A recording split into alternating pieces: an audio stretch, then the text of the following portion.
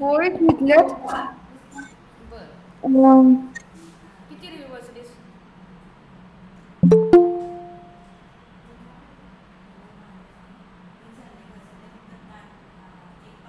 आरुषी गुप्ताचं एक आत्ताच न्यू वाचलंय डायडिग्रेडेशनचं. हां 2023 आहे ते. हां. ऑर्गॅनिक डाईट्स आहे. मेटल ऑक्साइड सेमीकंडक्टर यूज करून केलेलं आहे ते. हां असे 2 वाचलेस. बरं. मग आता मटेरियल बाबत काय वाचलीस का? पुढं काय ठरवलंस मटेरियल बाबत? का फक्त आत्ता ॲप्लिकेशन? मटेरियलचं अजून नाही ठरवलं. बरं. ठीक आहे. नेक्स्ट त्या दिवशी मला वाटते किशोर होता. किशोर तू काय बघितलेस का काय? नाही सर. बघायला लागेल आपल्याला. सायली किशोर तू पेपर तरी डाउनलोड करून घेतलायस का?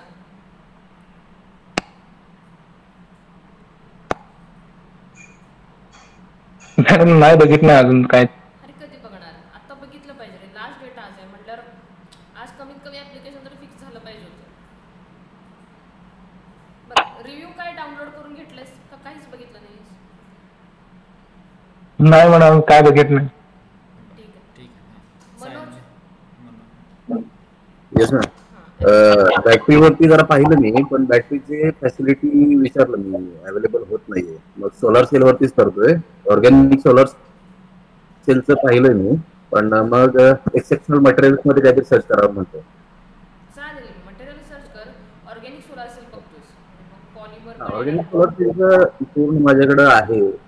रिव्ह्यू पेपर पण आहे, त्याच्यावरती मी अगोदर काम पण केलंय थोडं. पण मी म्हणतोय की तेव्हा लाईफ नाहीये, म्हणजे त्याची लाईफ 2 दिवसाच्या वरती एक्सटेंड होत नाही, क्लोरोफिल पिगमेंट असल्यामुळे. ठीक आहे. म्हणजे ऑर्गॅनिक सोलार सेल तुझं फिक्स आहे ॲप्लिकेशन आता. होय ठीक होय. आहे. ठीक आहे चालेल. सायली?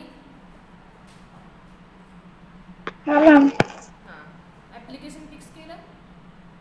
नाही अजून मॅम काय बघितलेलं नाही. काही पेपर डाउनलोड केले? थोडे केलेला. हां. किती वाचलीस? एक पण नाही. नाही असं नाही चालणार. कारण आपल्याला जर काम करायचं असेल, जर चांगलं काम करायचं असेल तर थोडे कष्ट आतापासून घेतले पाहिजे. तर लाईटली घेऊ नका. लास्ट इयर आहे ना, व्यवस्थित करा. ओके? सगळ्यांसाठी आहे. मी हिला एकटीला बोलत नाही पहिली गोष्ट. हां त्यामुळं आज पेपर वाचायचं काम सुरू करायचं. पूजा?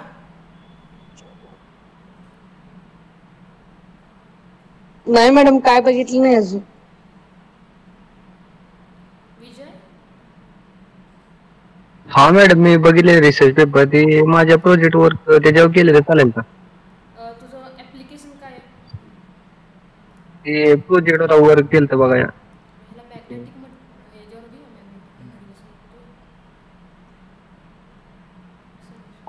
फेराइट त्याची म्हणायचं. एक काम कर, फेराइट म्हणून एक मटेरियल असतात. फेराइट म्हणजे टाईप आहे मटेरियलचा. हा मग त्यांना मॅग्नेटिक प्रॉपर्टीज असतात. हा मग त्या फेराइट्सवरती काय काय काम चालू आहे वगैरे थोडंसं बघ. हा चालेल. तुला मॅग्नेटिक म्हणजे त्यामध्ये वर्क करायचं असेल तर तुला फेराइटमध्ये करावं लागेल. ओके? म्हणजे तुझं मागचा जो आविष्कारमध्ये तू जे काही रिपोर्ट केलास त्यात पण मॅग्नेटिझम संदर्भातच होतं ते. सो तो जो विषय हा घेऊन पुढं जायचं असेल तर तुला फेराइटवर जरा स्टडी करायला लागेल. आणखीन बाकीचे जे पण ॲप्लिकेशन आहेत, पिझो इलेक्ट्रिसिटी वगैरे, त्यावर पण तुम्ही स्टडी करू शकताय. हा चालते. जरा वाचून बघा. म्हणजे फक्त एकाला स्टिक राहू नका. थोडेसे 1-2-4 जे ॲप्लिकेशन आहेत ते जरा वाचून बघा. जर तुम्हाला एखादं दुसरं आवडत असेल तर ते पण करू शकताय ना. ठीक आहे? म्हणजे तू चांगलं आहे ते पण मटेरियल, पण आणखीन पण जर काय आवडते का बघ. आरती? हा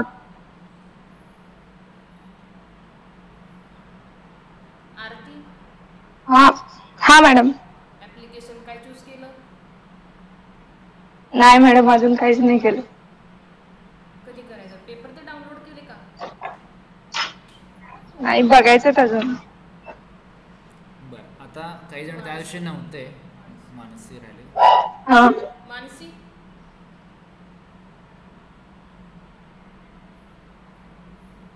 मानसी. अजून कोण जण ऋग्वेद नावानं कोण आहे? ऋग्वेद कोण आहे ते?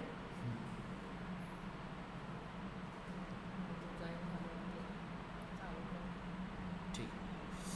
बरं, आपण एक काम करू. काही जण त्या दिवशी नव्हते मी सांगितलं तेव्हा, किंवा काहींना मी म्हटलं होतं की मी दाखवतो तुम्हाला ते कसं डाउनलोड करायचं आहे वगैरे गोष्टी. तर मी माझी स्क्रीन शेअर करतो आणि तुम्हाला मी दाखवतो. जरी मी लॅपटॉपवर दाखवत असलो तर तुम्ही फोनवरती पण सेमच गोष्टी करू शकता. सो मी स्क्रीन शेअर, तुम्हाला काही शंका असेल तर विचारा मला अधूनमधून थांबून. काही प्रश्न दिसते का बघा स्क्रीन? Yes sir. हां, ओके. सो गुगल स्कॉलर तुम्ही गुगलमध्ये टाईप केल्यानंतर इथं तुम्ही जाऊ शकता आणि ह्याच्यामध्ये गेल्यानंतर इथं तुम्ही सर्च काय वाटेल ते करू शकता. आता ज्योती म्हटली डायट डिग्रेडेशन किंवा वॉटर स्प्लिटिंग म्हटली, तर मी वॉटर स्प्लिटिंग हे केलं तर वॉटर स्प्लिटिंगमध्ये बघा हे एवढे सगळे. आता इथं तुम्ही बघू शकता हे किती रिझल्ट्स आहेत. जवळपास 46 लाख रिझल्ट्स आहेत. म्हणजे तेवढे पेपर्स तुम्हाला अवेलेबल आहेत. तर आपल्याला सगळे एवढे बघणं शक्य नाही, म्हणजे बघू पण नाही. तर तुम्ही काय करू शकता, ह्याला टाईमनुसार सॉर्ट करू शकता. इथं म्हणजे 2020पासून पाहिजे किंवा कस्टम पाहिजे. समजा मला 2018पासून पाहिजे, 2018 ते 2022 एवढेच पाहिजे. तर त्यानुसार जर मी ह्याला कमी केलं तर हे बघा 42 लाख, म्हणजे जवळपास 1% आलेलं आहे. हां, 42,000. 46 लाखावरून 42,000वरती आलं. तर हे 42,000 म्हणजे सुद्धा खूप आहेत. तर त्यातले मेजर काही वाटतील असे आपण बघायचे. आता अजून एक काय आहे बघा, इथं अजून एक आहे एनी टाईप म्हटलेलं आहे. तर रिव्ह्यू आणि रिसर्च असे 2 प्रकार आपल्याकडे असतात. रिव्ह्यू म्हणजे काय आहे की आधी कोणीतरी काम केलेलं असतं आणि त्यांचा फक्त त्यांनी आढावा घेतलेला असतो की त्यांनी काय काम केलं आहे, त्यातनं काय चांगलं झालं आहे किंवा त्यात अजून काय सुधारणा करू शकतात, असं आपण ते करतो. तर आत्ता आम्ही तुम्हाला आत्तापासून का मागा लागतो आहे, कारण जुलैमध्ये जे आपल्याकडं कॉन्फरन्स असणार आहे त्याचं तुम्हाला जूनमध्ये ते तयार करून आपल्याला द्यायला लागेल. जूनमध्ये जे लास्ट डेट असणार आहे. सो ते आत्तापासून जर तुम्ही वाचलं तर तुम्हाला ते कळेल. सो जेव्हा तुम्हाला सुरुवात करायची आहे तेव्हा ते रिव्ह्यू आर्टिकल्सपासून सुरू करायचं. सो मी इथं रिव्ह्यू आर्टिकल्सवरती क्लिक करतो. सो बघा अजून ते जवळपास हाफ झालेलं आहे. तर आता ह्याच्यातसुद्धा काही आर्टिकल्स हे तुम्हाला ओपन सोर्स असतात. म्हणजे काय की तुम्हाला त्याला बघण्यासाठी काही पे करायला लागत नाही. पण काही असतात की जे बघायला तुम्हाला पेमेंट करायला लागतं किंवा डायरेक्टली तुम्ही ओपन करू शकता. आता कसं ओळखायचं ओपन सोर्स आहे का नाही, एकतर तिथे लिहिलेलं असतं किंवा आता इथं PDF डायरेक्ट म्हटले, जिथं PDF डायरेक्ट म्हटलेलं आहे ते तुम्हाला डायरेक्टली फ्रीली अवेलेबल होतात. सो असे तुम्ही सगळे बघू शकता. आता इथं एक वाटल्यास मी करून दाखवतो. मी ह्याच्यावर क्लिक करतो. हे बघा इथं ऑप्शन आहे बघा, ओपन सोर्स म्हटलं होतं ना. अच्छा, हा ओपन सोर्स नाही आहे. हो म्हटलं होतं. बघू इथे एक ऑप्शन असतो ॲक्सेस थ्रू इन्स्टिट्यूशन. ते काय आत्ता आपल्याला करायचं नाही आहे.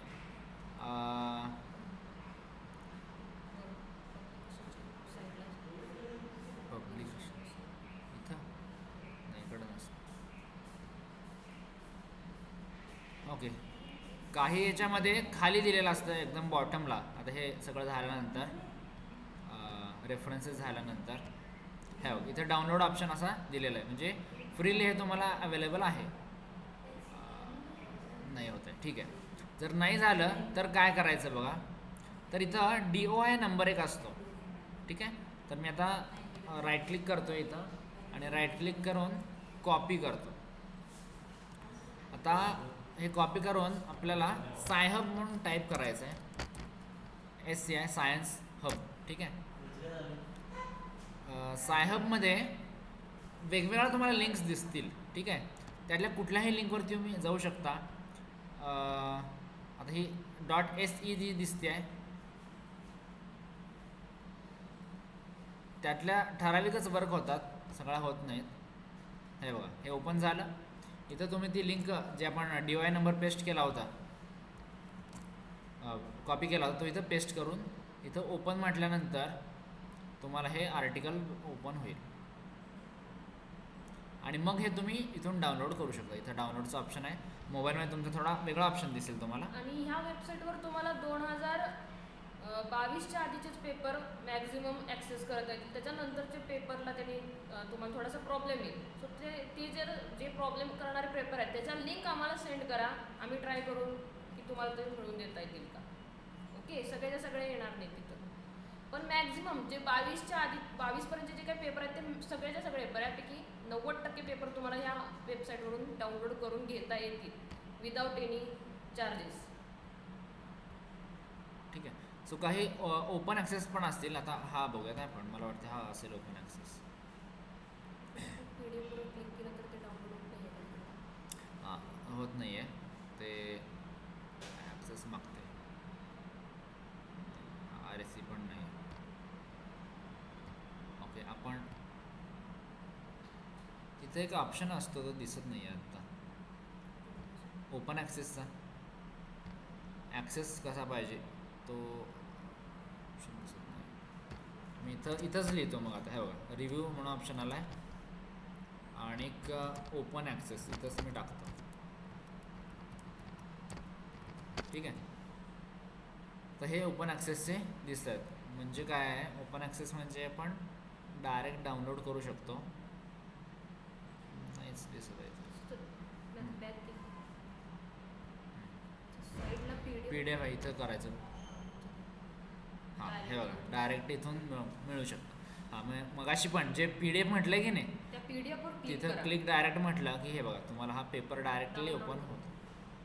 आता या पेपर जे तुम्ही डाउनलोड करतायत हे पेपर पहिल्यांदा सुरुवातीला तुम्ही रिव्ह्यू आर्टिकल डाउनलोड करा फॉर युअर ॲप्लिकेशन. म्हणजे तुमचं जे काही ॲप्लिकेशन तुम्ही चूज करताय त्याच्याबद्दल रिव्ह्यू आर्टिकल डाउनलोड करून घ्या, जेणेकरून तुम्हाला मॅक्झिमम ॲप्लिकेशनची माहिती इंट्रोडक्शनमध्ये जर तुम्ही वाचला तर त्यामध्ये ते ॲप्लिकेशन कसं वर्कआउट होतं, त्या ॲप्लिकेशनचा नेमका रोल काय आहे, ह्या सगळ्या ज्या काय बेसिक माहिती असणार आहे ती सगळी कवर आउट होऊन जाणार आहे इंट्रोडक्शनमध्ये.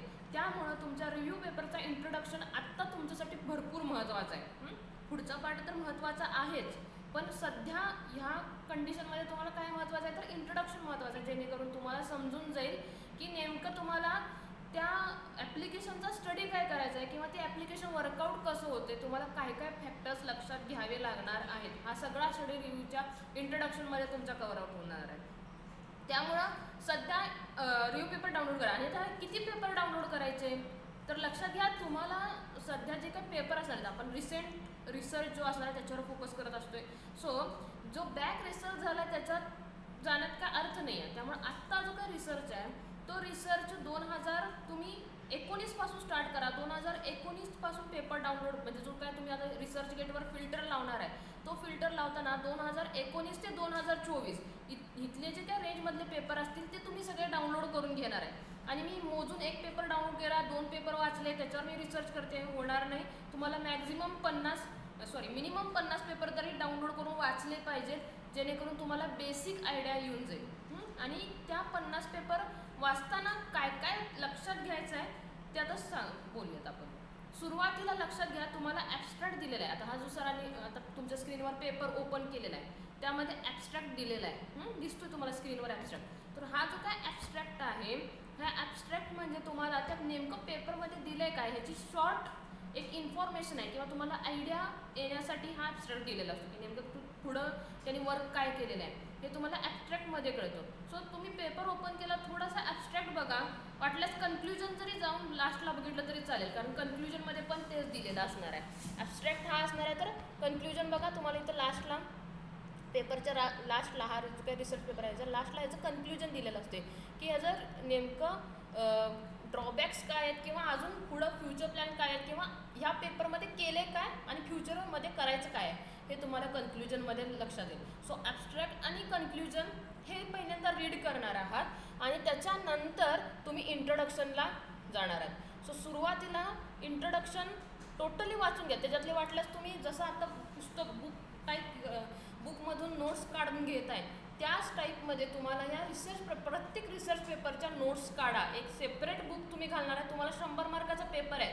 हां, आता जे काही इरेग्युलर इरेग्युलर स्टुडंट आहेत किंवा जे रेग्युलरली येत नाहीत त्यांनी आम्ही काय करणार नाही असं काही नाही. मला इथे रिव्ह्यू जो तुमचा आहे तो तिथं घरी बसून करता येतो तुम्हाला व्यवस्थित. ओके, सो तुम्हाला इथं जरी नाही आला तरी सगळ्यांनी हे मात्र वर्क करायचं आहे. तुमची जी काही 100 पेजेसची 200 पेजेसची बुक घाला, त्यामध्ये तुमचे 50 जे काय रिव्ह्यू आर्टिकल आहे त्याचा स्टडी मला पाहिजे 15 दिवसात. ओके, सो प्रत्येक त्या रिव्ह्यूच्या जो तुम्ही आता स्टडी करणार आहे त्यामध्ये करणार काय पहिल्यांदा तुम्ही त्या रिव्ह्यूचं नाव लिहून घ्या, त्याचा जे काय ऑथर आहे ते ऑथर नेम लिहून घ्या. आता ऑथर म्हणजे काय असणार आहे, ज्यांना याच्यावर वर्क केले, तर मी आता तुम्हाला हायलाईट करून दाखवले, हा असणार आहे त्याचे ऑथर. या ऑथरचं नेम लिहून घ्या आणि त्याचा DOI नंबर लिहायला विसरू नका, कारण काही जरी झालं तरी आपल्याला DOI नंबरवरून तो पेपर परत सर्च करता येतोय, त्यामुळं ते लिहून घ्या. आणि त्याच्यानंतर तुमचे जे काही पॉईंट्स आहेत ते पॉईंट्स काढत चला. इंट्रोडक्शनमधून पॉईंट्स काढा, त्याचं वर्किंग काय आहे ते इंट्रोडक्शनमध्ये दिलेलं असतं, ते पॉईंट्स काढा. पुढे जाऊन तुम्हाला बघा इथे सगळं वॉटर स्प्लिटिंग म्हणजे काय आहे, तिथं कसं वर्कआउट होणार आहे सगळं तुम्हाला, त्याचे टाईप्स काय ते सगळं दिलेलं आहे. बेसिक सगळी इन्फॉर्मेशन तुमची इथं कवर आउट होऊन जाणार आहे. त्याच्यावर फॅक्टर्स कुठले कुठले अफेक्टिंग होणार आहेत हे सगळं जे काय असणार आहे ते रिव्ह्यूमध्ये तुम्हाला दिले असणार आहे. त्यामुळे ह्याच्या नोट्स काढल्या तर पहिली गोष्ट आहे की तुमचा स्टडी व्यवस्थित होऊन जाईल. तुम्हाला नेमकं करायचं काय आहे हे लक्षात येईल. तुम्ही म्हणताय आम्हाला काय माहिती नाही आहे किंवा काय करायचं आहे माहिती नाही आहे, तर ते काय करायचं हे कशावरून ठरणार आहे. ज्यावेळी तुम्ही हे रिव्ह्यूची इंट्रोडक्शन व्यवस्थित वाचणार आहे त्यावेळी तुमच्या लक्षात येणार की आपल्याला करायचं काय आणि त्यासाठी स्टेप्स काय घ्याव्या लागतील. हे फायनल करण्यासाठी इंट्रोडक्शन वाचा आणि मग त्याच्यानंतर हे बघा. आता ह्याच्यानंतर तुम्हाला तुमची नेक्स्ट स्टेप जी असणार आहे ते तुम्हाला तुमचं ॲप्लिकेशन फायनल झाल्यानंतर तुम्हाला मटेरियल फायनल करायचं आहे. सो रिव्ह्यूमध्ये बघा प्रत्येक मटेरियलची इन्फॉर्मेशन दिलेली असणार आहे आणि तो मटेरियल त्या ॲप्लिकेशनमध्ये कसं बिहेव करतोय किंवा काय रिझल्ट येते त्या ॲप्लिकेशनसाठी दाखवले आहेत हे तुम्हाला ह्या रिव्ह्यू आर्टिकलमध्ये दिलं आहे. म्हणजे आता इथं जर ZNO मटेरियल घेतलं तर ZNOमध्ये वॉटर स्प्लिटिंगची काय इफिशियन्सी आहे ते सगळं तुम्हाला इथं दिलेलं असणार आहे. त्याच्यानंतर त्यानंतर दुसरं जे मटेरियल असेल बघा इथं तुम्हाला टेबल पण करून दिलेलं आहे की MOS2 CD असे नंबर ऑफ मटेरियल्स आहेत. ह्यातलं कुठलं तरी एक मटेरियल आपल्याला पण चूज करावं लागणार आहे. ओके, सो हे जे काही मटेरियल चूसिंग आहे तो आपला पुढचा टप्पा असणार आहे. अजून सिंथेसिस मेथड हा तिसरा टप्पा असणार आहे. सो आपल्याला हे जे करणार आहे ह्याला थोडंसं फास्ट केलं पाहिजे, जसं आधी पण सांगितलं होतं. जर तुम्हाला एक रिव्ह्यू पब्लिश करायचं आहे, आता तुमचं टार्गेट जे आहे ते टार्गेट फक्त प्रोजेक्ट बाबत नाही आहे. तुमचं आत्ताचे जे काही टार्गेट आहे ते तुमचा रिव्ह्यू पब्लिश करण्याबाबत आहे. आपण कॉन्फरन्स घेतोय, त्या कॉन्फरन्समध्ये तुमचे रिव्ह्यू गेले पाहिजेत. मग एवढ्या जर लेवलला जायचं असेल आत्ता तुम्हाला तर तुमचे मॅक्झिमम पेपर तुम्ही स्टडी केले पाहिजेत. त्याच्यावर एखादं मटेरियल चूज केलं पाहिजे किंवा नंबर ऑफ मटेरियल जरी घेतले तरी चालतील, पण तुमचे मॅक्झिमम पेपर स्टडी करून तुम्हाला हा स्वतः असा एक पेपर लिहायचा आहे. रिव्ह्यू आर्टिकल लिहितोय म्हणजे काय, तुम्हाला असा एक पेपर लिहायचा आहे. ओके, आणि अजून एक म्हणजे जसं मॅडमने सांगितलं की आधी ॲबस्ट्रॅक्ट बघायचा आहे. सो कुठला पेपर डाउनलोड करायला आधी त्याचा ॲबस्ट्रॅक्ट बघा आणि तो जर तुमच्याशी रिलेटेड असेल तरच तो पेपर डाउनलोड करा. सगळ्यात नाही सुरुवातीला सुद्धा आत्ता सुरुवातीला आता ग्रुपवरती मी तुम्हाला 2 फोटो टाकले आहेत, त्यात तुम्हाला वेगवेगळे ॲप्लिकेशन आहेत. आता हे वॉटर स्प्लिटिंग आहे, त्याच्यानंतर तुमचा डाय डिग्रेडेशन आहे, सुपर कॅपॅसिटर आहे, बॅटरी आहे, फेराइट आहे, जे काही हे तुम्हाला आहेत हे प्रत्येकाला कुठलं काय आहे तुम्हाला जर माहिती असेल थोडंफार त्यातलं पण बघा. त्यामुळे प्रत्येकाला एक 2-3 पेपर ते बघा आधी आणि मग बाकीचे एकदा फिक्स केल्यानंतर त्यातले मॅडम जसं म्हटलं की 50 त्या 50मध्ये किमान एक 5 रिव्ह्यू पेपर असतील आणि बाकीचे मग तुमचे रिसर्च पेपर असतील तरी चालतील, जे तुम्हाला मटेरियलसाठी किंवा बाकी काय त्यात ऑप्टिमायझेशन वगैरे असतं ते तुम्ही कुठला विषय त्यावर आपण ठरवू शकतो. पण किमान पहिले 5 रिव्ह्यू पेपर त्या विषयाचे जो काही तुम्ही निवडाल त्याचे 5 किमान रिव्ह्यू वाचा आणि त्याच्यानंतर मग रिव्ह्यू वाचल्यानंतर मग तुम्ही वाटल्यास त्या रिव्ह्यू पेपरमध्येच काही तुम्हाला हे मिळू शकतं. एक्सपेरिमेंटचा एक पेपर काढा. हां, एखादं एक्सपेरिमेंटल पण दाखवतं. डाउनलोड असते. हां, डाउनलोड पण असतील. आत्ता जो आपण बघितला तो रिव्ह्यू पेपर बघितला, म्हणजे त्यामध्ये आपण काय बघितलं होतं की आधी लोकांनी काहीतरी काम केलेलं आहे आणि त्याच्यावर तुम्ही काहीतरी बोलताय की असं ह्या ऑथरनं केलं होतं आणि त्यांचे रिझल्ट असे आले असं तुम्ही रिपोर्ट करताय, त्याला बोलताय रिव्ह्यू आर्टिकल. म्हणजे तुम्ही त्यांच्या वर्कवरून तुम्ही सांगताय, तुमची कमेंट काहीतरी देताय. ओके. आता एक आपण असा आर्टिकल रिसर्च पेपर बघूया ज्यामध्ये स्वतः काहीतरी एक्सपेरिमेंटल वर्क केलं आणि त्याचे रिझल्ट आणि डिस्कशन कसं डिस्कस केले तो एक बघूया, तो एक टाईप बघूया, म्हणजे तुम्हाला वाचायचं काय ते पण कळेल ॲक्च्युअल रिसर्च वर्क बरोबर. आता बघा इथं रिसेंट ॲडव्हान्समेंट म्हटलं आहे किंवा इथं रिव्ह्यू म्हटलं आहे, म्हणजे हे सगळे रिव्ह्यू पेपर्स आहेत, कारण आम्ही आता इथं काहीच म्हटलं नाही, रिसर्च म्हटलं नाही, रिव्ह्यू म्हटलं नाही. सो एखाद्या मटेरियलबद्दल तुम्हाला दिसत असेल बघा, हे सगळे रिव्ह्यूज दिसत आहेत.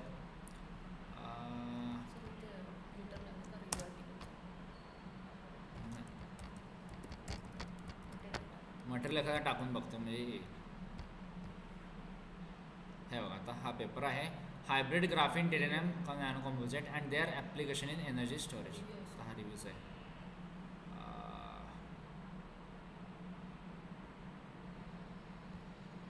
मी हे केल्यामुळे येतं आहे का नाही, पण ते रिव्ह्यूज येतं आहे. एक मिनिट, मी पुन्हा एकदा दुसरं ओपन करतो गुगल स्कॉलर. तिथं कदाचित आपण ते फिल्टर लावलेलं असल्यामुळं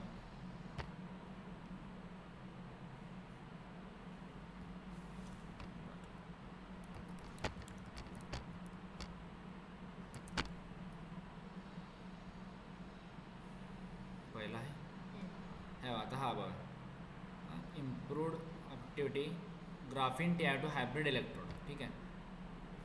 तर आता हा जो पेपर आहे पुन्हा इथं बघा हे बघा, हा आता जुना आहे 2013चा दिसतंय, पण इथं बघा काय म्हटलं, we present a simple and fast approach of synthesis.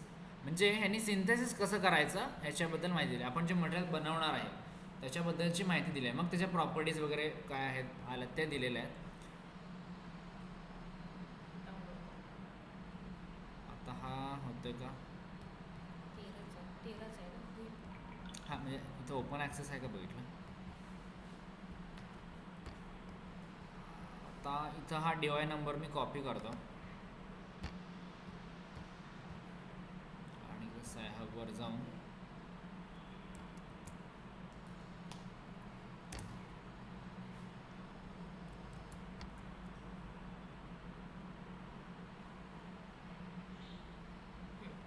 आत्ता जो तुमच्या समोरचा पेपर ओपन झालेला आहे तो एक्झॅक्टली रिसर्च वर्कवरचा पेपर आहे. म्हणजे त्यांनी काय केलेलं आहे किंवा तुम्हाला कसं करायचं आहे हे त्याच्यावरून ठरवता येईल.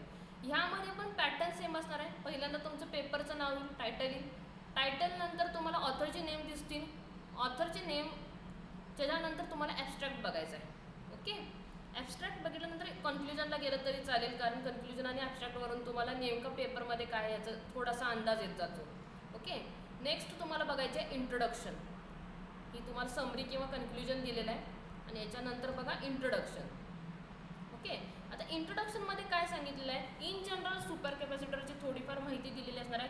जेवढी माहिती रिव्ह्यू आर्टिकलमध्ये असते तेवढी माहिती तुम्हाला या रिसर्च पेपरमध्ये मिळणार नाही आहे. म्हणजे इन जनरल जे काय तुमचं एक्सपेरिमेंटल वर्कवरचा रिसर्च पेपर आहे हा, त्यामध्ये एवढी डीप माहिती नसणार आहे. ओके. हे फक्त वर्ण तुम्हाला त्याची नीड काय आहे सुपर कॅपॅसिटरची वगैरे सांगितलं असणार आहे. आणि ती नीड झाल्यानंतर तुम्हाला पुढचा जो काय पार्ट आहे तो एक्सपेरिमेंटल मेथड्स दिलेले असणार आहे. आता या एक्सपेरिमेंटल मेथड्समध्ये तुम्हाला सांगितलं असणार आहे की तुम्ही मटेरियल म्हणजे समजा TiO2 तयार करायचा आहे तर त्या TiO2 सिंथेसिस करण्यासाठी तुम्ही कुठले एक्झॅक्टली प्रिकर्सर वापरले. ओके. म्हणजे Tiचे तुमचे जे काही केमिकल्स आहेत ते कुठले आहेत, ओसाठी तुम्ही कुठलं केमिकल वापरलं आहे, सो नेमके केमिकल्स कुठले आहेत हेच तुम्हाला सांगितलं जाणार आहे. त्यानंतर तुम्हाला रिॲक्शन कशी परफॉर्म करायची आहे synthesis of TiO2 nano particle. म्हणजेच काय आहे की तुम्हाला जे काय TiO2 तयार करायचं आहे त्यासाठीच तुम्ही सिंथेसिससाठी मेथड कुठली वापरली आहे, तुम्हाला कुठलं कॉन्सन्ट्रेशन किती ठेवलं आहे, स्टेप बाय स्टेप त्यांनी तिथं सांगितलेलं असणार आहे की तुम्हाला नेमका TiO2 सिंथेसिस करताना कशी रेसिपी ठेवायची आहे. ओके. ती रेसिपी तुम्हाला इथं दिलेली आहे. ओके. आणि ह्यानंतर तुम्ही काय करणार आहात की त्याचं सिंथेसिस झाल्यानंतर पुढचा जो काय पार्ट असणार आहे तो असणार आहे कॅरेक्टरायझेशन टेक्निक्सचा. इथं दिलेला आहे बघा, कॅरेक्टरायझेशन टेक्निक्सचा पार्ट असणार आहे. आणि या कॅरेक्टरायझेशन टेक्निक्समध्ये तुम्ही बोलणार आहात की TiO2 आमचा खरोखरच सिंथेसिस झाला आहे का नाही ह्यासाठी तुम्ही तिथं प्रूफ देणार आहे. म्हणजे आता तुम्ही सिंथेसिस केलं स्टेप बाय स्टेप सगळं केलेलं आहे, पण नेमका तो TiO2 झाला आहे का, तुम्हाला जसा पाहिजे होता तसा झाला आहे का, किंवा तो ॲप्लिकेशनसाठी बेनिफिशियल आहे का नाही हे तुम्हाला प्रूफ द्यावे लागतात. मग हे प्रूफ कसे देणार आहे तर तुम्हाला इथं मटेरियलचे कॅरेक्टरायझेशन घ्यायचे असतात. आता हे कॅरेक्टरायझेशनमध्ये पहिलं म्हणजे तुम्ही मागच्या वेळी पण बघितलं XRD पॅटर्न वगैरे, त्याच पद्धतीनं तुमचं जे काय पहिलं कॅरेक्टरायझेशन असणार आहे ते असणार आहे XRDचं. ओके, XRD वरून तुम्ही काय सांगताय की पर्टिक्युलर अँगल जो असणार आहे किंवा पर्टिक्युलर जे इंटेन्सिटी असणार आहे त्या पर्टिक्युलर अँगललाच वाढलेली असणार आहे. त्यावरून तुम्ही मटेरियलचं कन्फर्मेशन सांगू शकताय कुठून, XRD वरून. सो कोणत्या पण पेपरमध्ये जावा तुम्हाला XRD हा दिसणार आहे. मग ते हायमॉर्फस असतील किंवा क्रिस्टलाईन असतील, पॉलिक्रिस्टलाईन असतील, हे सगळ्यात नंतरचा पार्ट आहे. पण तुम्हाला सुरुवात करायची ती XRD पासून करायची आहे. त्याच्यानंतर मग त्याच फक्त एका XRD वर तुम्ही फायनल करणार आहात का तेच मटेरियल आहे का नाही. तुम्हाला फक्त एकच प्रूफ द्यायचं नाही आहे, मल्टिपल प्रूफ द्यावे लागतात एकाच रिॲक्शनसाठी. म्हणजे TiO2 तयार झाला आहे हे कन्फर्म सांगायचं आहे. तुम्ही हे जे काय सांगताय हे एक रिसर्च कम्युनिटीमध्ये सांगताय, त्यामुळे तुम्ही फक्त एकाच डेटाबेसवरून ते कन्फर्म करू शकत नाही. मग त्याला सपोर्टिंग डेटाबेस द्यावे लागतात. सो पुढे त्यांनी घेतलेला आहे रमन स्पेक्ट्रा. रमन स्पेक्ट्रा पण तुम्हाला तोच सांगतोय की TiO2चा जो काय पर्टिक्युलर वेवलेंथला तुम्हाला जो काय पीक दिसणार आहे ते त्याचे फिक्स असणार आहे. सो त्या पर्टिक्युलर वेवलेंथचं चूसिंग तुम्हाला जर दिसलं पाहिजे तुमच्या डेटामध्ये आणि त्यावर तुम्ही सांगताय की आमचं खरोखर TiO2 तिथं डिपॉझिट झाले. अगेन तुम्हाला इथं FTIR आहे. FTIRमधून पण तुम्ही त्या स्ट्रक्चरल म्हणजे तुमचं जे काय मटेरियल आहे त्याला सपोर्टिंग डेटा जो म्हणतो XRDला तिथंच तुम्ही इथं FTIRमधून पण देणार आहे. कुठले फंक्शनल बॉन्ड तिथं प्रेझेंट आहेत हे तुम्हाला दिसते. आणि त्याच्यानंतर मग त्याच्या जे काय ऑप्टिकल प्रॉपर्टीज असतील किंवा सरफेस मॉर्फोलॉजी वगैरे असेल ही आपण स्टडी करणार आहे. ओके, आता हे सरफेस मॉर्फोलॉजी म्हणजे काय असणार आहे बघा. तुमचं जे काय TiO2चे जे पार्टिकल्स तयार झाले आहेत ते असणार आहेत तुमचे नॅनो पार्टिकल्स असतील किंवा मायक्रोमीटर रेंजचे पार्टिकल असतील. तर ते एक्झॅक्टली तुम्हाला डोळ्याने दिसताना त्यांचं जे काय स्ट्रक्चर आहे ते स्ट्रक्चर दिसणार नाही आहे. म्हणजे ते कसे दिसत आहेत किंवा त्यांची मॉर्फोलॉजी एक्झॅक्टली कशी आहे हे तुम्हाला तुमच्या डोळ्याने दिसणार नाही आहे. पण ज्यावेळी तुम्ही मायक्रोस्कोपीचा यूज करणार आहे त्यावेळी इलेक्ट्रॉन मायक्रोस्कोपिकचा इथे आपण यूज करणार आहे आणि त्यावरून तुम्हाला त्याचं स्ट्रक्चर दिसणार आहे. आता ह्या स्ट्रक्चरचा उपयोग काय बघा. काही जे काय बॅटरी असतील किंवा सुपर कॅपॅसिटर असेल ह्यांना सरफेस एरिया मॅक्झिमम लागतो, त्यावेळी त्यांना पोरस नेचर आवश्यक असतं. त्याच पद्धतीने तुम्ही जर सोलार सेल घेतला तर तिथं युनिफॉर्म नेचर रिक्वायर्ड असतं. तिथं मॉर्फोलॉजी जी असणार आहे ती युनिफॉर्म असणार आहे. सर डायडिग्रेडेशनसाठी काय असणार आहे. डायडिग्रेडेशनला पण पोरस स्ट्रक्चर असणं चांगलं आहे. जेवढा सरफेस एरिया जास्त असेल तेवढं ते चांगलं असतं. म्हणजे तिथं जे काय इलेक्ट्रॉन्स किंवा आयनचं जे काय इंटरकॅलेशन होणार आहे, रिॲक्शन होणार आहे, त्यासाठी मॅक्झिमम सरफेस एरिया आवश्यक असणार आहे. मग तो आमच्या मटेरियलमध्ये प्रेझेंट आहे हे दाखवण्यासाठी तुम्ही तिथं सरफेस मॉर्फोलॉजीचा स्टडी करणार आहात.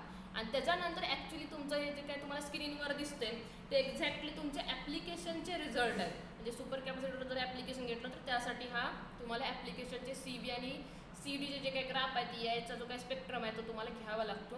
तो it depends on each application की तुम्हाला तिथं त्या ॲप्लिकेशनसाठी काय स्टडी करावं लागेल. प्रत्येकासाठी वेगळा असणार आहे. हा स्टडी तुम्ही सोलार सेलसाठी करावा लागेल का नाही तर तिथं काहीतरी वेगळं असेल, डायडिग्रेडेशनसाठी काहीतरी वेगळं असेल. फक्त जे सुरुवातीचे जे काही स्ट्रक्चरल आणि मॉर्फोलॉजिकल जे काही स्टडी असतील किंवा ऑप्टिकल प्रॉपर्टीज असतील तो स्टडी कॉमन असेल. बाकी ॲप्लिकेशनचा स्टडी प्रत्येक ॲप्लिकेशन वाईज बदलत जाणार आहे. मग तुमच्या ॲप्लिकेशनसाठी नेमके कॅरेक्टरायझेशन कुठले घ्यायचे आहेत हे पण तुम्हाला त्या रिसर्च पेपरमध्ये लक्षात येतील, हे लक्षात घ्या. असं नाही आहे की फक्त XRD, FTIR, UV आणि STM घेतले की आमचा प्रोजेक्ट झाला नाही. ॲप्लिकेशन जर तुम्ही ठरवलं असेल तर त्याचे ॲप्लिकेशनचे कॅरेक्टरायझेशन पूर्ण घेतले पाहिजे. अजून एक काय असतं आपल्याला पेपर बघताना तुम्हाला ॲप्लिकेशन जेव्हा तुम्ही ठरवाल त्यावेळी तुमच्या लक्षात येईल. मी तुम्हाला डायडिग्रेडेशनचा पण एक पेपर दाखवतो.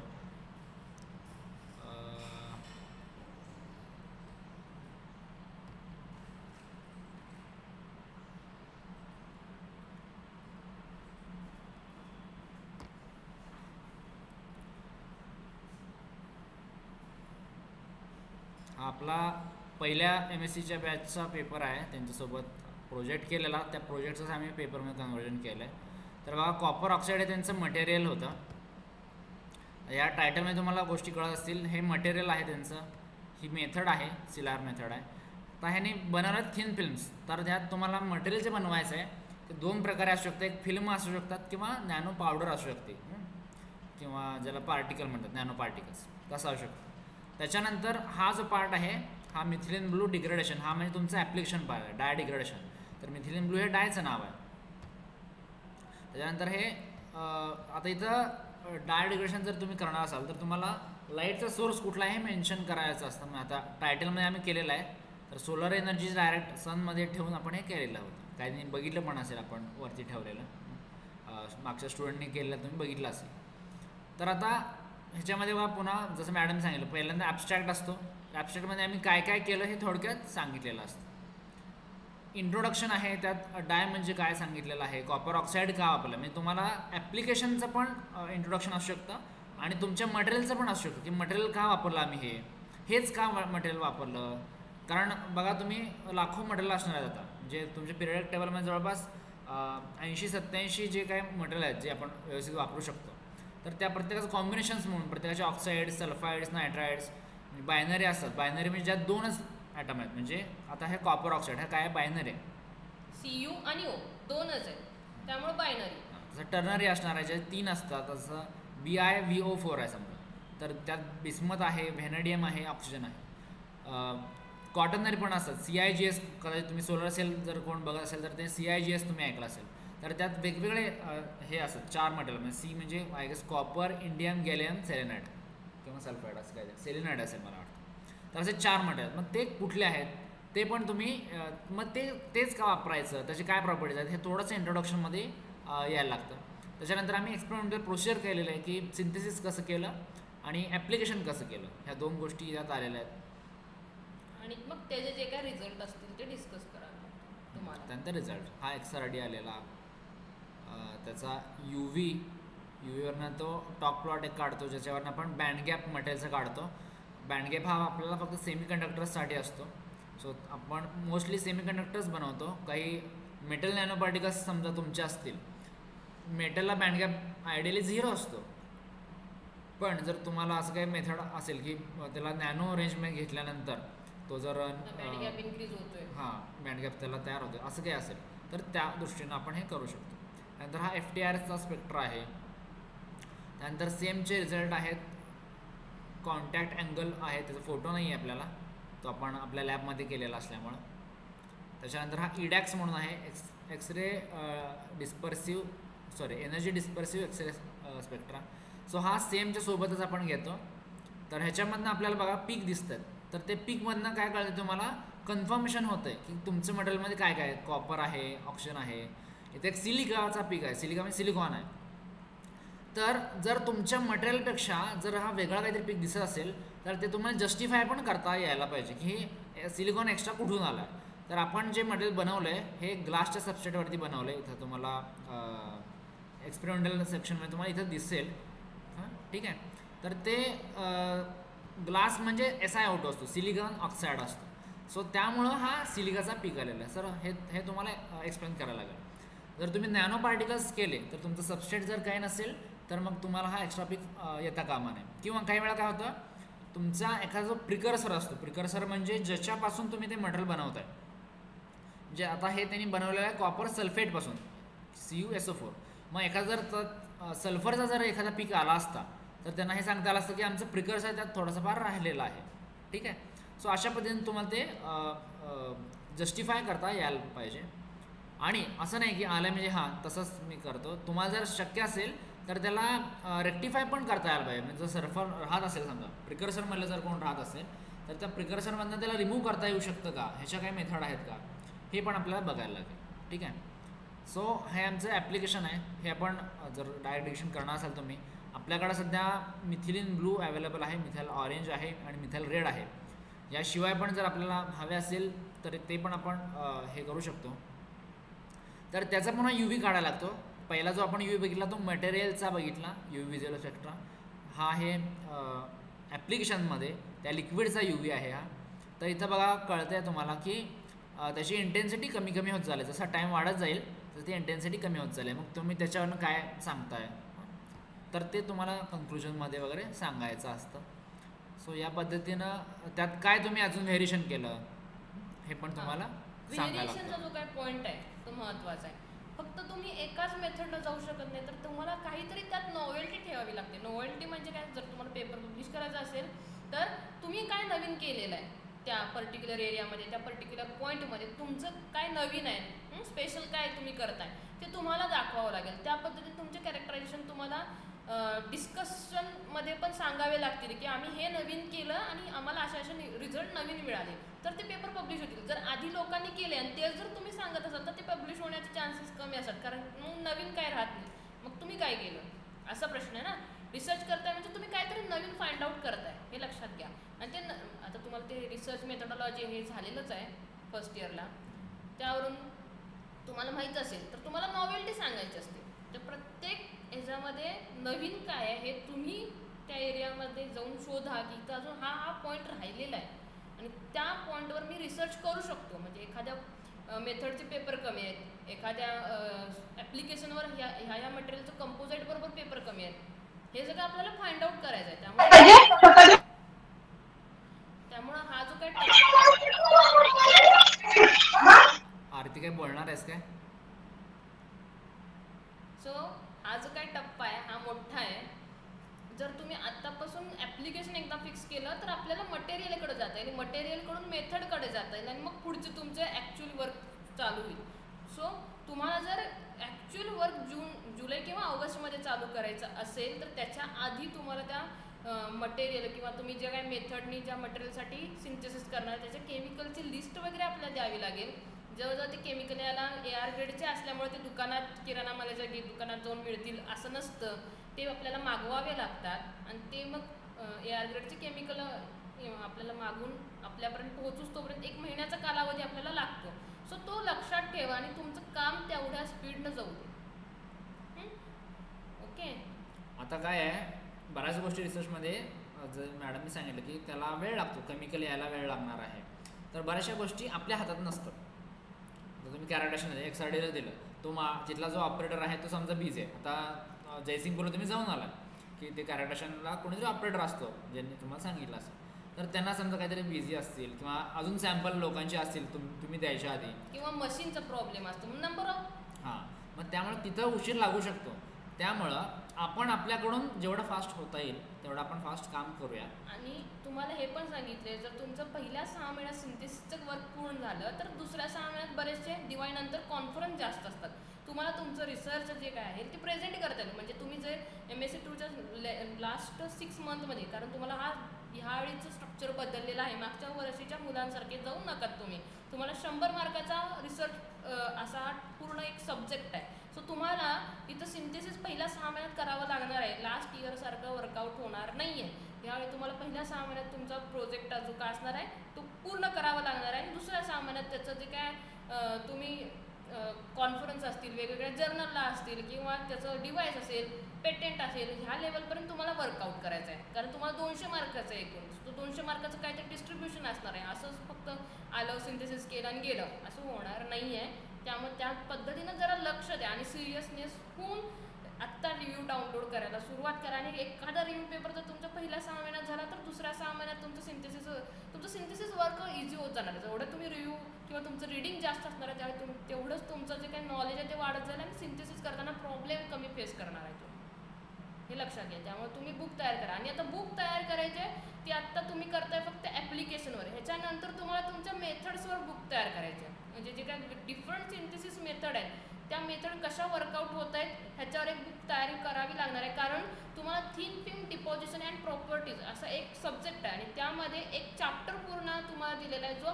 फिजिकल मेथड आणि केमिकल मेथड्सवर आहे.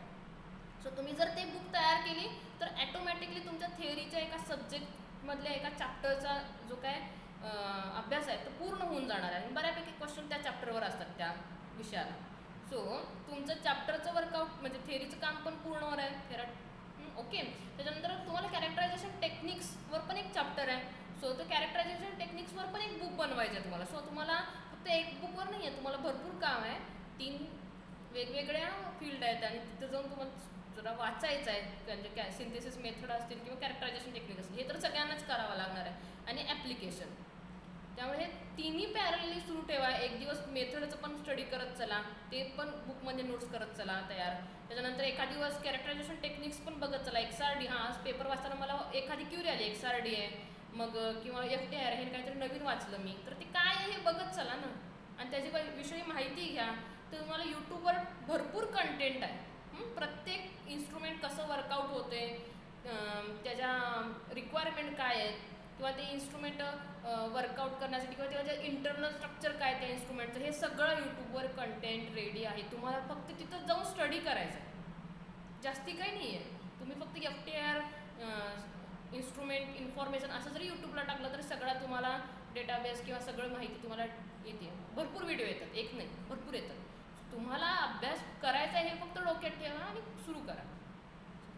आणि तुम्हाला मॅडम जे सांगितलं की त्याचे टायटल, त्यानंतर ऑथरची नावं, DOI नंबर लिहायचं, हे पब्लिकेशनचं इयर पण लिहा.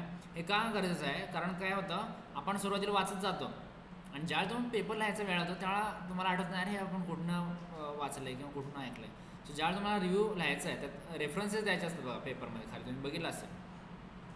आता जर हा पेपर बघितला सरांचा स्क्रीन पेपर शेअरिंग बंद केलं, बंद केलं. दाखवते पुन्हा शेअर करतो स्क्रीन.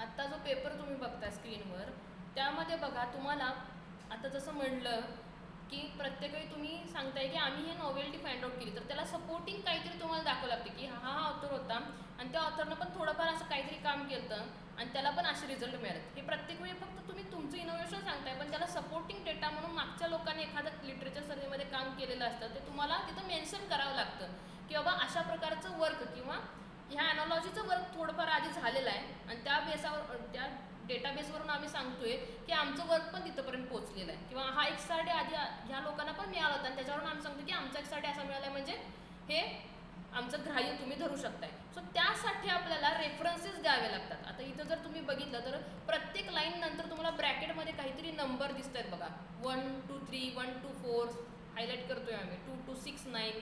सो हे जे काय आहेत हे तर हे रेफरन्सेस आहेत. सो तुम्हाला त्या वाक्याचा जो काय त्याचा डेटाबेस असेल किंवा त्या वाक्याची ॲनॉलॉजी असेल किंवा सेम कंटेंट तुम्हाला त्या वाक्यासारखा त्या नंबरच्या पेपरमध्ये जाऊन मिळेल. आता इथं 10 आणि 12 असं दोन दिलेले आहेत नंबर. त्याचा अर्थ काय आहे की 10-12 नंबरला जे काय आम्ही रिसर्च पेपर 10 ते 12 नंबरपर्यंत जे काय रिसर्च पेपर आम्ही तिथं रेफरन्सेसला ठेवलेले आहेत त्यामध्ये पण असा सिमिलर कंटेंट तिथं तुम्हाला दिसलेल त्या रिसर्च पेपरमध्ये पण तुम्हाला दिसून जाईल. सो इथं तुम्ही ब्रॅकेटमध्ये नंबर देताय आणि लास्टला पेपरच्या लास्टला गेल्यानंतर तुम्हाला एक रेफरन्सेस म्हणून तुम्हाला द्यावं लागतं आणि त्यामध्ये त्या प्रत्येक नंबरसमोर तो कंटेंट कुठल्या रेफरन्स पेपरबरोबर मॅच झाला आहे तो पेपरचा तिथं माहिती आपण दिलेल्या रेफरन्सेसमध्ये. आणि प्रत्येक जर्नलनुसार तुमचं हे पॅटर्न बदलू शकतो. त्यामुळे हे आत्ता असं आहे म्हणजे सगळीकडे असंच असतं असं नाही आहे.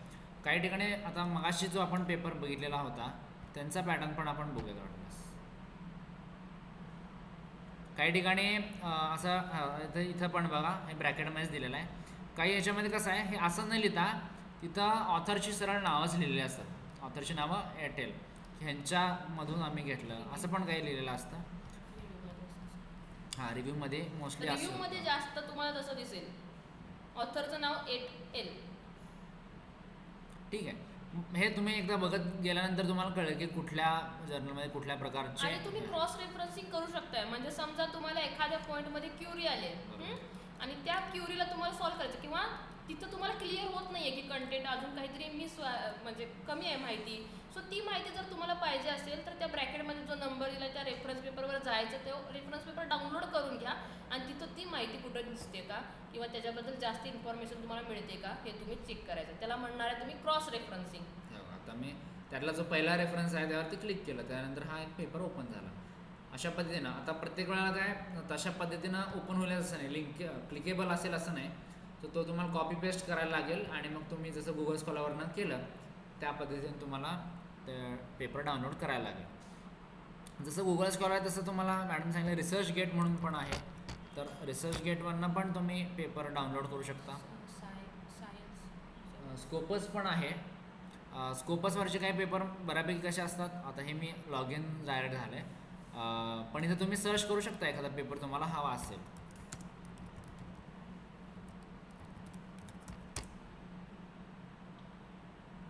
तर या पद्धतीनं तुम्हाला हे असे काही काही त्या कीवर्डशी रिलेटेड आर्टिकल्स तुम्हाला हे येत जातील. सायन्स डिरेक्टवर पण तुम्ही जाऊ शकता. ती राहिले वेबसाईट सायन्स डिरेक्ट. इथं पण तुम्हाला सिमिलर कंटेंट दिसेल की तुम्हाला जी काय फील्ड आहे ती तुम्ही तिथे इन्सर्ट करा. फाइंड आर्टिकल्स ऑन, तुम्हाला कशावर फाइंड करायचं आहे तुमच्या ॲप्लिकेशनचं नाव तिथं टाका आणि सर्च करा. तुम्हाला नंबर ऑफ रिझल्ट तिथं दिसतील आणि त्याच्यानंतर तुम्हाला ते फिल्टर आउट पण करता येतील इयर वाईज. लक्षात घ्या तुम्हाला 2019 नंतरचे मॅक्झिमम रिसर्च आर्टिकल चेक करायचे. हां इथेच बघा हे ऑप्शन रिफाईनमेंटचे इयर वाईज आहे. त्यानंतर आर्टिकलचा टाईप आहे बघा, review article, research article, encyclopedia, book chapters, publication title म्हणजे हे कुठल्या जर्नल्स आहे थोडक्यात, सब्जेक्ट एरिया काय आहे, लँग्वेज कुठल्या लँग्वेजमध्ये आहे. शक्यतो इंग्लिशच वाचा, फ्रेंच स्पॅनिश वगैरे काय वाचू नका. ओके बरं, आता काही शंका आहेत का? तुम्ही आता पेपर काय डाउनलोड केलेले आहेत, तर कुणाला काही शंका आल्यात का? पेपर डाउनलोड करताना काही प्रॉब्लेम आलेत का, किंवा अजून काही समजत नाही आहे असं काय आहे का? आणि आत्ताच सांगायला असं काय नाही, जसं तुम्ही काम करायला लागाल तसं तुम्हाला शंका येतील. हां, तुम्हाला रात्री 12ला जरी मेसेज टाकला तरी चालेल, आम्ही जर जागे असेल तर उत्तर नक्की देऊ. ओके, सो तुम्ही स्टडी कधी पण करा आणि तुम्हाला कधी पण प्रॉब्लेम येते मेसेज टाका, आम्ही त्याला रिप्लाय देऊ. थोडा वेळ लागेल जर जागे नसेल तर, जागे असेल तर लगेच. आणि आता आम्ही खूप काय सांगितलं आहे, त्यामुळे शक्यता आहे की तुम्ही थोड्या वेळाने विसरून जाऊ शकता. कारण मी ह्याला रेकॉर्ड केलेलं आहे आणि मी थोड्या वेळाने तुम्हाला ह्याची लिंक पाठवतो ग्रुपवरती. म्हणजे इन केस जर तुम्ही एखादा पॉईंट विसरला, काय सांगितलं किंवा कुठलीही वेबसाईट दाखवली होती, आम्ही टाकूच ग्रुपवरती वेबसाईट वगैरे तुम्हाला दिसेलच, तरी पण इन केस रेकॉर्ड असावा म्हणून ते ठेवलेलं आहे. आणि जे झोपलेले मेंबर आहेत त्यांनी जरा जागे व्हा.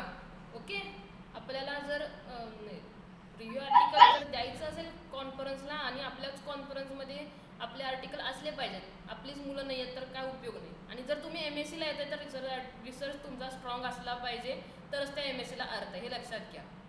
त्यामुळं त्या दृष्टीनं जरा लक्ष द्या आणि पेपर डाउनलोड करायला सुरुवात करा. आणखीन ते वाचायला सुरुवात करा. पहिल्यांदा थोडे वाचताना थोडंसं कन्फ्युजन होईल, लँग्वेज हार्ड असेल, पण ती तुमची जे काही सवय आहे ती लागून जाईल थोड्या दिवसांनी. तर तुम्ही कंटिन्यू रीडिंग चालू ठेवा. जर तुम्हाला समजत नाही मी मधलंच सोडून दिलं असं काय करू नका, तर ते कंटिन्युअस प्रोसेस आहे ती चालू ठेवा. तुम्हाला थोड्या दिवसांनी ते मॅचअप होऊन जाईल तुम्ही त्याच्याशी आणि कंटिन्यू तुम्हाला करता येईल. सो रीडिंग मात्र कंटिन्युअस ठेवायचं आणि नोट्स बनवत चला. काही वेळेला आपल्याला एखादा प्रश्न पडतो किंवा एखादी गोष्ट समजत नाही पेपरमध्ये दिली आहे ती, पण तुम्ही अजून तसंच पुढं वाचत गेलात तर ते काही वेळा तिथंच क्लिअर होऊन जातं. सो त्यामुळे थांबू नका. एखादी गोष्ट कळली आणि त्याला हायलाईट करून ठेवा. लगेच गुगलवर टाकून बघा, वाटल्यास तुम्हाला तिथं कळून जाईल तिथं काय प्रॉब्लेम. किंवा तिथून पण नाही कळलं तरी आम्हाला विचारा, आम्हाला मेसेज टाका याचा अर्थ काय या प्रोसेसचा, आम्ही सांगू. आणि मला असं वाटतं की एक क्युरीसाठी कॉल करण्यापेक्षा तुम्ही काय क्युरी असतील त्या लिहून काढा. म्हणजे काय होईल, एक समजा 10 क्युरी माझ्या झाल्यात, त्या 10 क्युरी घेऊन मॅडमकडे किंवा सरकडे जातो, असं करा. ह्याचा फायदा असा एक होईल की एका क्युरीला तुम्ही थांबला आहे आणि ते काम करत आहे, तर बराच वेळा काय होऊ शकतं की वेळ त्यात जाऊ शकतो खूप. आणि जर तुम्ही त्याचं नाही थांबला, तसं पुढे गेला तर बऱ्याचदा असं होतं, जसं मी सांगितलं की ती क्युरी तुमची आपोआप सॉल्व्ह होती. त्या पेपरमध्येच तुम्ही ते वाचलेलं असतं किंवा दुसरा पेपर त्याच्या साईडचा असेल त्यामध्ये ते एक्सप्लेन केलं गेलं जाईल. एकाच पेपरमध्ये सगळं कंटिन्यू मिळेल असं नाही, तोच पण दुसऱ्या पेपरमध्ये व्यवस्थित एक्सप्लेन केला असेल. कारण प्रत्येक ऑथरला त्याची इंट्रोडक्शन लिहिताना तो त्याच्या वेनं लिहित असतो. कारण प्लगॅरिझम वगैरे बरेचसे कंटेंट असतात ते त्याला रिमूव्ह करायचे असतात. समजा मागच्या आर्टिकलमध्ये तो पॉईंट जर रिपीट झाला असेल, मागच्या आर्टिकलमध्ये जर तो पॉईंट रिपीट झाला असेल तर तो ॲज इट इज त्याला पुढं कंटिन्यू करता येत नाही, त्याला वे बदलावा लागतो. कारण प्लगॅरिझम दिसतं. प्लगॅरिझम म्हणजे काय की डेटा कॉपी केल्यासारखा दिसतो. सो थोडा नवीन पद्धतीने लिहावा लागतो, त्यामुळे त्या एक साचा बदलावा लागतो. सो तो जो काही पॉईंट असेल तो दुसऱ्या आर्टिकलमध्ये कव्हर आउट होऊन जाईल. नॉवेल्टी दाखवायची असते, नवीन काय केलं ते दाखवायचं असतं, त्यामुळे तो पॉईंट स्किप केलेला असतो, तो दुसऱ्या आर्टिकलमध्ये कव्हर आउट केला जाईल. सो त्या पद्धतीनं बघा. सायन्स डिरेक्ट वेबसाईट आहे, गुगल स्कॉलर आहेत आणि तुम्हाला यूट्यूबवरचा एक व्हिडिओ पण मी लिंक शेअर केली होती ग्रुपवर 2 दिवसापूर्वी, ते ओपन करून बघा. त्यामध्ये पण तुम्हाला दिलेलं आहे की कसं डाउनलोडिंग करायचं आहे. सध्या तरी फ्री ॲक्सेससाठी सायन्स हब ही एक वेबसाईट आहे ती तुम्हाला मॅक्झिमम पेपर डाउनलोड करून देणार आहे. ओपन ॲक्सेसचा तर काही प्रश्नच नाही, ओपन ॲक्सेस पेपर तर तुम्हाला डाउनलोड करून मिळतीलच. ओके, पण सायन्स हब जी वेबसाईट आहे ती तुम्हाला सध्या हेल्पफुल आहे. अजून तुम्हाला काय क्युरी असतील तर विचारा, किंवा काय समजत नाही आहे तर विचारा. तर मी बऱ्यापैकी 2-4 वेबसाईट टाकल्यात ग्रुपवर आपल्या चॅटबॉक्समध्ये, पण त्यात शक्यतो गुगल स्कॉलर मोस्टली वापरतात, कारण तिथं बऱ्यापैकी फ्री ॲक्सेस असलेले असतात. तुम्हाला काय स्कोपसवरनं फार मिळणार नाहीत, किंवा सायन्स डायरेक्टवरनं पण. आणखीन ह्या तर वेबसाईट आहेतच. इन जनरल जरी तुम्ही गुगलला टाकला तरी पण तुम्हाला मिळतं. हां, गुगलवर टाकलं तर डायरेक्ट रिसर्च गेटचे काही पेपर तुम्हाला ओपन होऊ शकतात. फक्त असं काही नाही की या वेबसाईटवरच मिळतील. डायरेक्ट गुगलला जरी तुम्ही टाकलं तरी पण तुम्हाला मिळतील. फक्त गुगलवरचा प्रॉब्लेम कसा होणार आहे, तुम्हाला इयर वाईज वगैरे ते फिल्टर करता येणार नाही आहे. सो इयर वाईज जर फिल्टर करायचं असेल तर तुम्हाला ह्या वेबसाईट इम्पॉर्टंट ठरतील. आणि तुम्हाला जसं सांगितलं की 18-19 नंतरचे जे काही पेपर आहेत ते तुमच्यासाठी जास्त महत्त्वाचे आहेत, कारण तुम्हाला रेफरन्सिंग देताना पण जे करंट रेफरन्स रिसर्च पेपर आहे त्याचा रेफरन्स देणं ग्राह्य धरलं जातं. हां, ती प्लगॅरिझम हा एक जो काय फॅक्टर आहे, तुम्हाला आधी सांगितलं की नॉवेल्टी दाखवावी लागते आणि त्यानंतर तुमचं प्लगॅरिझम चेक केलं जातं. प्लगॅरिझम म्हणजे काय असणार आहे की तुम्ही ॲज इट इज कुठून डेटा कॉपी पेस्ट करताय का नाही हे तुम्हाला एका सॉफ्टवेअरमध्ये जाऊन चेक करावं लागतं. जर तुमचं कॉपी पेस्ट केलेला कंटेंट मॅक्झिमम असेल तर तो पेपर रिजेक्ट केला जातो किंवा तो कंटेंट ग्राह्य धरला जात नाही. तुमचं काय नवीन आहे ते तुम्हाला सांगावं लागतं. सो प्लगॅरिझम हे प्रत्येकाचं चेक होणार आहे. त्यामुळे तुम्ही काय करताय ते तुमचं तुम्ही करा. कुठून तरी कॉपी पेस्ट करताय वगैरे असं करून आपल्याला रिव्ह्यू आर्टिकल बनवायचं नाही आहे, हे लक्षात घ्या. त्यासाठी तुम्ही वाचलं पाहिजे. नाही तर मागचं ते ह्याचं प्रोजेक्ट तुम्ही काय ते कशाचं दिलं सर, हां फील्ड प्रोजेक्टला केलं तर तुम्ही तसं करून चालणार नाही आहे, इकडून तिकडून कॉपी पेस्ट. ओके, तुम्हाला स्वतः लिहावं लागेल, स्वतः थोडं स्टडी करावं लागेल, तुमच्या भाषेत लिहावं लागेल, म्हणजे त्यात नाविन्यता येईल. आता ते तुम्ही म्हणाल की आम्ही तर रेफरन्स घेतलेत ते कसं लिहायचं, तर ते ॲज इट इज घ्यायचं नाही आहे, त्यांचा रेफरन्स फक्त घ्यायचा आहे. म्हणजे काय तर त्यांनी सांगितलं आहे ही गोष्ट अशी अशी आहे तर ती तुमच्या भाषेमध्ये तुम्हाला सांगायची. आधी तुम्ही समजून घ्या ते लिहायचं कसं आपण नंतर बघू, तो नंतरचा विषय. आधी माहिती तयार करा आणि सध्या ॲप्लिकेशनवर फोकस करा, मग आपण मटेरियलवर फोकस करू आणि मग आपण मेथडवर फोकस करू, स्टेप बाय स्टेप जाऊ. पण हे जे काय कंटेंट आहे ते थोडं तुम्ही फास्ट करा. अजून काहींनी पेपर जे डाउनलोड केले नाही ते पेपर डाउनलोड करून रीडिंग करायला सुरुवात करा. टार्गेट ठेवा, दिवसात माझे 5 ते 10 पेपर वाचून झाले पाहिजे. फक्त एकच पेपर 10 दिवस वाचायचं नाही आहे, 5 ते 10 पेपर दिवसभरात वाचायचं असं टार्गेट ठेवा आणि त्या पद्धतीनं सुरुवात करा. आणि तुम्ही मोबाईलवर पण हे काम करू शकता. हां, दुसरी सगळ्यात महत्त्वाची गोष्ट, माझ्याकडं स्टोरेज नाही आहे, माझ्याकडं पेपर डाउनलोड करायला स्टोरेजच नाही आहे, मग मी डाउनलोड करणार नाही, असलं काही फालतुगिरी करायचं नाही. एक मेमरी कार्ड विकत घ्यायचं जो फक्त रिसर्चसाठी असेल आणि पेपर डाउनलोडिंगसाठी असेल, कारण हे सगळ्या पेपरचं रेफरन्सेस आपल्याला नंतर द्यायचे आहेत. कोणताही पेपर डाउनलोड केलेला उडवायचा नाही आहे. स्टोरेज कंटेंट कमी आहे, माझी सेल्फी ठेवायला जागा नाही म्हणून स्ट्रिक्ट वॉर्निंग आहे. एकही पेपर डिलीट करायचं नाही आहे. एक स्वतंत्र मेमरी कार्ड घ्यायचं आहे आणि त्यामध्ये सगळे जे काही तुमचे पेपर आहेत, रिसर्च आर्टिकल आहे, ते ह्या आज पहिल्या दिवसापासून जे डाउनलोड करतात ते लास्ट दिवसापर्यंत सगळे आर्टिकल त्यात सेव्ह असले पाहिजेत PDF फॉर्मॅटमध्ये. ते करप्ट झालं काय झालं काही माहिती नाही, ते व्यवस्थित ठेवायचं. किंवा गुगल ड्राईव्हला ठेवा, तुमच्या पेन ड्राईव्हला ठेवा, काय करायचं ते करा. पण तुमचं मोबाईल जर तुम्ही यूज करत असला तर ते तुम्ही बघा ते काय स्पेस कसं ॲडजस्ट करायचं ते. मला वाटते आता आज मंगळवार आहे, तर अजून पुढचा जो मंगळवार आहे की नाही, म्हणजे 28 तारीख आहे या शनिवारी, ठीक आहे, या शनिवारी घेऊयात म्हणत मॅडम. म्हणजे तुमच्या अजून काय क्युरी वगैरे असतील ह्या शनिवारी आपण मीटिंग घेऊया. यामध्ये तुमचं जे काय कुठंपर्यंत तुम्ही पोचलाय ते एकदा आम्हाला कळून जाईल, किंवा काय प्रॉब्लेम असेल तर ते डिस्कस होतील, किंवा कुठं काय कुणाला गाईड करावं लागणार हे जरा आम्हाला समजून जाईल. तर ह्या शनिवारपर्यंत तुम्हाला मॅक्झिमम पेपर स्टडी करा. तुम्हाला काय शंका असतील, क्युरी असतील, फोन करा, कॉन्टॅक्ट करा आणि त्याच वेळी क्लिअर करून कामाला सुरुवात करा. अजिबात थांबायचं नाही.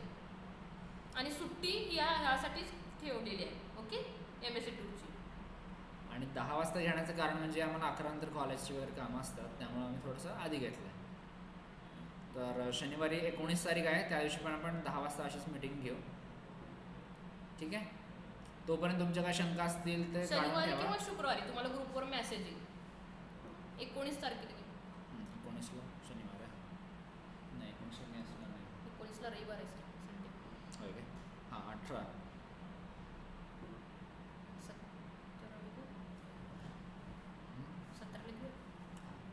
17 आणि 2-3 दिवस आहेत. ठीक आहे, शुक्रवारी घेऊयात. शुक्रवारी आपण घेऊयात. तुमचे काय प्रॉब्लेम असेल ते डिस्कस करूयात, किंवा काय काय केले थोडं 2-3 दिवसात आपण चेक करूयात, आणि काय अजून करावं लागेल ते तुम्हाला आम्हाला सांगता येईल. पण त्या दिवशी तुम्हाला स्क्रीन शेअर करून तुम्ही काय केले हे आम्हाला दाखवायचं आहे. रिसर्च पेपर कुठले डाउनलोड केलेले आहेत, किंवा आम्ही वहीमध्ये इंट्रोडक्शन एवढे काढले, काय काय मिळालं तुम्हाला, वही तुमची तयार असली पाहिजे. थोडेफार तरी सुरुवात तरी की जे काय करताय ते आम्हाला तुम्हाला दाखवता आलं पाहिजे. आणि जरा सिरियसली घ्या. आता MSc 2 नाही आहे, त्यामुळं MSc 2 तुम्हीच आहात आमचे, त्यामुळं 100% फोकस तुमच्यावर आहे. त्यामुळं आता सुट्टी नाही आहे कुणाला. मानसी बहुतेक ते ऑन ठेवून चालू निघून गेले. ओके, बाकीचे ऐकतायत तर का?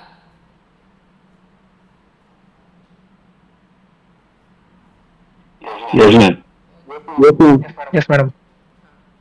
तर हा. तर आपण शुक्रवारी भेटूयात परत, आणि तुम्हाला जे काय शंका असतील त्या मात्र विचारत चला. ठीक आहे, थांबूयात आता आपण.